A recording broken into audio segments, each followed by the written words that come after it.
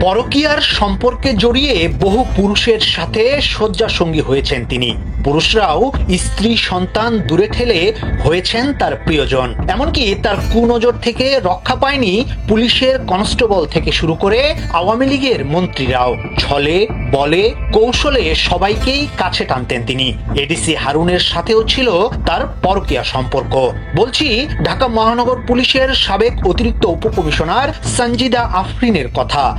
কুকর্ম করতে গিয়ে স্বামীর কাছে হাতে নাতে ধরাও খেয়েছেন তিনি। এরপরও চরিত্র বদলায়নি সঞ্জিদার। এবার সাবেক মন্ত্রী আনিসুল হক এবং হাসিনার উপদেষ্টা সালমান এফ রহমানকে মুক্ত করতে গিয়ে চাকরি থেকে সাময়িক বরখাস্ত হয়েছেন তিনি।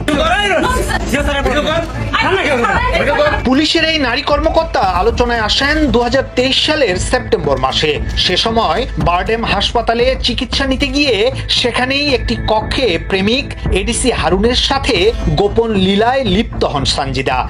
স্ত্রীর এমন কুকর্ম টের পেয়ে ছাত্রলীগের কেন্দ্রীয় কয়েকজন নেতাকে সাথে নিয়ে দুজনকেই হাতে নাতে ধরেন স্বামী রাষ্ট্রপতির এপিএস আজিজুল হক মামুন।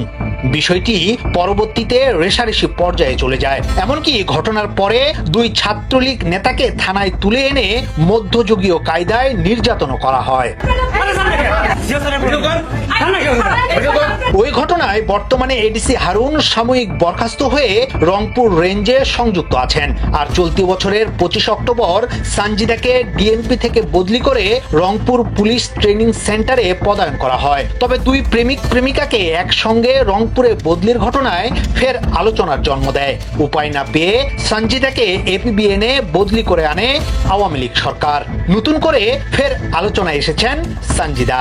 যেহেতু এখানে আলোচনার বিষয়টি হচ্ছে, জানা গেছে জুলাই আগস্ট ছাত্র জনতার অভ্যুত্থানে হত্যার দুটি মামলায় সাবেক আইনমন্ত্রী আনিসুল হক, ক্ষমতাচ্যুত প্রধানমন্ত্রী শেখ হাসিনার সাবেক বেসরকারি শিল্প ও বিনিয়োগ উপদেষ্টা সালমান এফ রহমান এবং ন্যাশনাল টেলিকমিউনিকেশন মনিটরিং সেন্টারের সাবেক মহাপরিচালক মেজর জেনারেল অবসরপ্রাপ্ত জিয়াউল আহসানকে অব্যাহতি দিয়ে চূড়ান্ত প্রতিবেদন তৈরি করেছিলেন গোয়েন্দা পুলিশের পরিদর্শক জাহাঙ্গীর আরিফ। কিন্তু আদালতে ওই প্রতিবেদন জমা দেওয়ার আগেই বিষয়টি ফাঁস হয়ে যায়। এ কারণে পরিদর্শক জাহাঙ্গীর আরিফকে চাকরি থেকে সাময়িক বরখাস্ত করা হয়।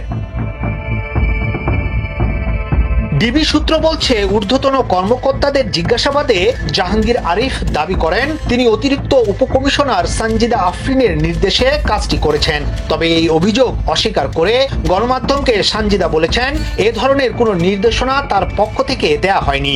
এরপরও তাকে স্বরাষ্ট্র মন্ত্রণালয়ের এক প্রজ্ঞাপনে সাময়িক বরখাস্ত করে বরিশালে সংযুক্ত করা হয়।